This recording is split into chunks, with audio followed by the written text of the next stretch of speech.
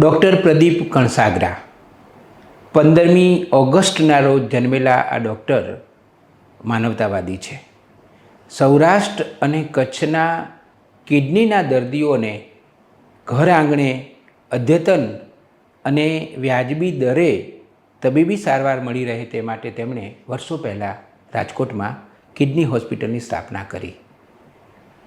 જ્યારે કિડની હોસ્પિટલનો ઉદ્ઘાટન સમારંભ હતો ત્યારે મહેમાન તરીકે આવેલા સ્વામી સચ્ચિદાનંદે એમ કહ્યું કે તમે તમારી પોતાની પ્રેક્ટિસ પણ ચલાવશો તો આ હોસ્પિટલમાં ધ્યાન કેવી રીતે આપી શકશો.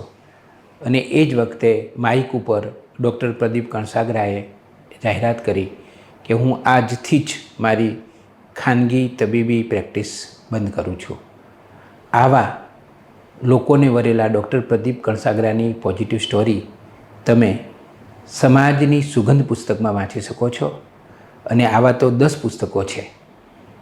10 પોઝિટિવ સ્ટોરીના પુસ્તકોમાં તમને કુલ 600 પોઝિટિવ સ્ટોરી વાંચવા મળશે.